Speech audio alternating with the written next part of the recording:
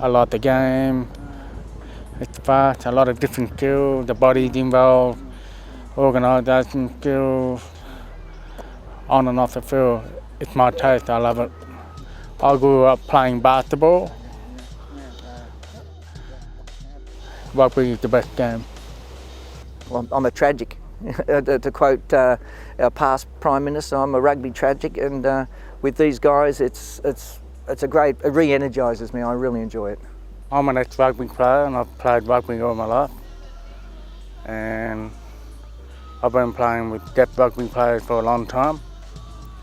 And I wanted to play together with the other deaf rugby players, and that's why we formed Southern Cross Rugby Union. I started that up, Southern Cross Rugby Union. Why there's not many opportunities for deaf people in the community for deaf rugby. So I started up myself. I'm very proud, very excited, and contacted all the players, and they all come to form together.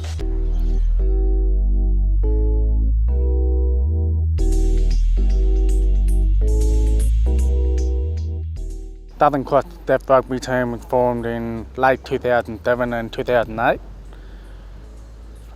for the purpose of giving games to deaf rugby players.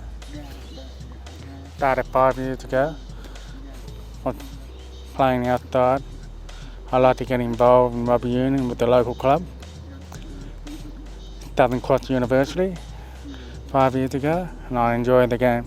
Well, originally I was involved with the Australian Deaf Rugby Union, and the decision was made within the deaf community to start up a lower level of rugby, in terms of more community-based rugby than the representative rugby. And as I was involved earlier on with the Australian Deaf Rugby Union, it was a natural thing to support at this level as well.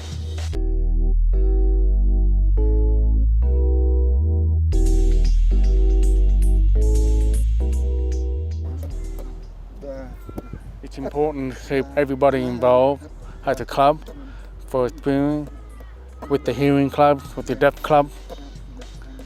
It's very important to realise, to open your eyes. A lot of hearing people tend to put deaf people to the side and don't give them the opportunity. It's very important for them to get involved in the hearing club and in the deaf community, develop their skills and bring their skills up to the same as the hearing level. It gives them a chance to participate. A lot of times athletes in their own community, because of either communication or distance, combination of all these things, don't feel motivated. They're in fact sometimes almost disenfranchised because there is communication problems. Rugby and deaf rugby brings them together as a community, and it caters for everybody. I can give you a prime example.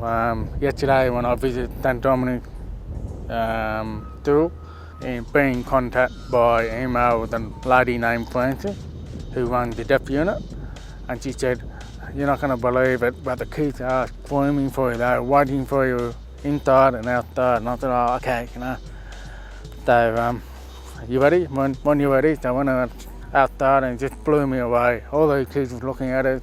They had hearing aids, cochlear, they ranged from 5 to 15, and they were rapt to tears. I mean, that gives me a pride, a sense of achievement, pride, seeing them that they're wanting to know more about us, learn about us, and eventually one day when I see one of them grow up and be one of us, players were overwhelmed. They just couldn't believe it, you know. And we were talking about looking at the different kids, which ones we thought they might go out and become a really good player. We were talking about their future.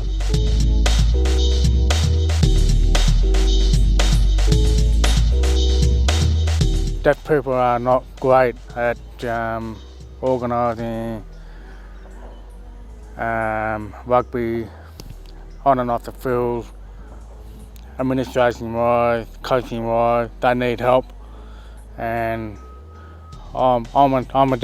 I'm an ex-deaf rugby player and I'm a deaf coach, but that doesn't mean that I'm completely deaf.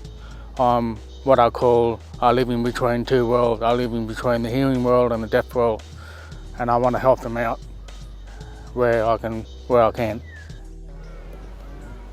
I have a lot of different challenges in with a lot of clubs in Leesmore, where I live, at the university, and other rugby clubs, local club. Very, very challenging games with other local clubs in the competition.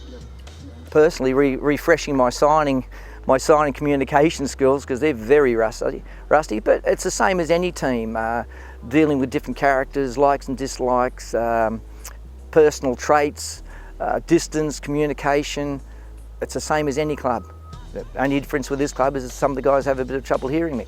With the hearing club, yeah, they're not given proper opportunity to explain themselves, express themselves, not being in the loop about what's happening on and off the field. Hearing clubs tend to put them out on the wing because they can't speak, they can't communicate. I would say about 75% of the players are good players. The other 25, we can help them, but they need help from the hearing club as well to improve their self-esteem.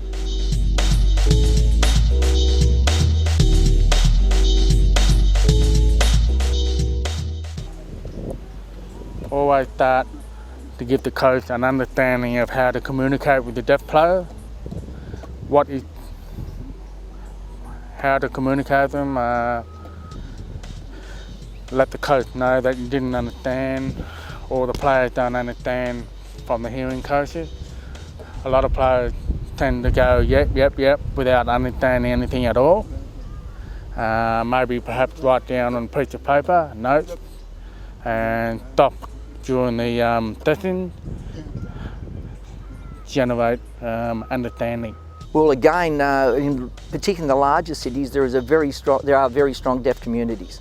For example, in a lot of the towns, there are deaf clubs. So if they contacted them, put posters on the board, put posters or electronic posters on their websites, contact local schools who have got classes for or units for students who are deaf and/or hearing impaired.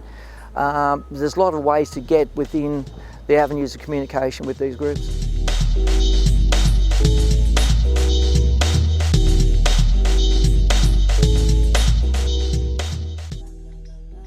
Basic communication skills, body language, mime, using interpreters, pulling people aside as you do in a normal club, communicating one-on-one, being perhaps a bit more graphic with my arms and body language than normal. Spend some time with them before, during and after training.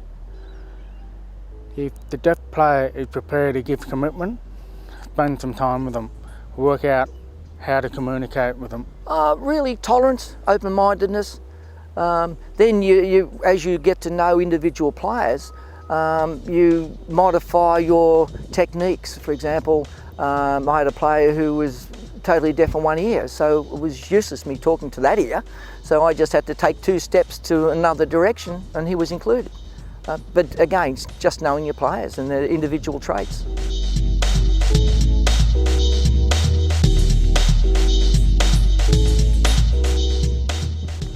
I'm very happy for them to get involved, to learn different development skills.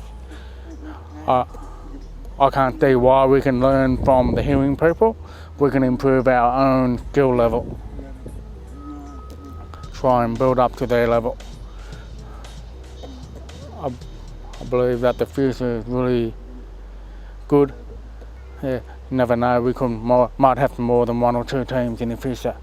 I'm involved with as an assistant coach to Bowenny Bay Rugby Club under 16. That's a hearing club, it's not a deaf team. I'm learning experience from a coach there, and I'm working on my exam for level 1. I've achieved foundation and I'm working on level 1 right now.